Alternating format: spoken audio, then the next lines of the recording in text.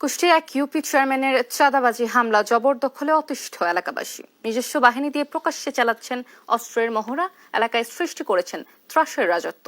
প্রতিবাদ করলে এলাকাবাসীর ওপর নেমে আসে অমানবিক নির্যাতন। হামলা করা হয় বাড়ি ঘরে। তার নির্যাতনের হাত থেকে বাদ পড়ে না এলাকার নারী ও শিশুরও। ইরফান রানার ক্যামেরায় কুষ্টিয়া থেকে নাহিদ হাসান তিতাসের রিপোর্ট।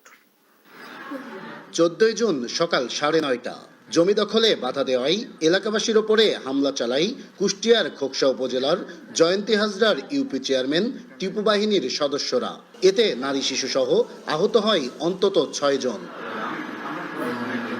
দীর্ঘদিন ধরে এই ইউপি চেয়ারম্যান টিপু বাহিনীর চাঁদাবাজি, হামলা, জবরদখলে অতিষ্ঠ এলাকাবাসী। নিজস্ব বাহিনী দিয়ে প্রকাশ্যে চালান অস্ত্রের মহড়া, এলাকায় সৃষ্টি করেছেন ত্রাসের রাজত্ব।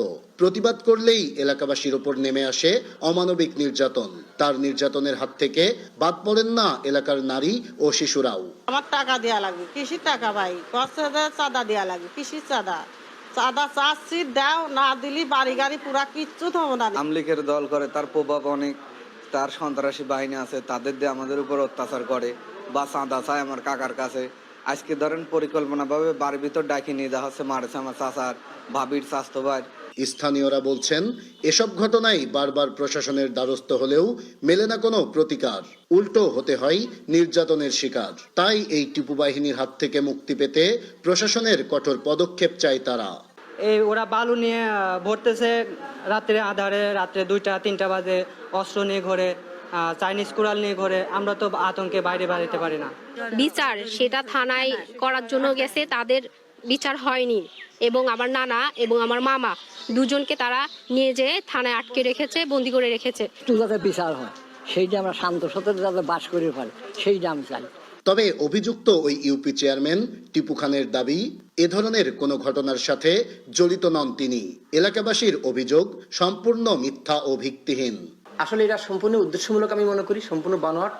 এর সঙ্গে আমার কোনো সম্পৃক্ততা নেই এবং আমি এই সম্পর্কে কোনো আমার ধ্যান ধারণা নেই। পুলিশ বলছে বিষয়টি খতিয়ে দেখছেন তারা, দিচ্ছেন দ্রুত ব্যবস্থা নেওয়ার আশ্বাস।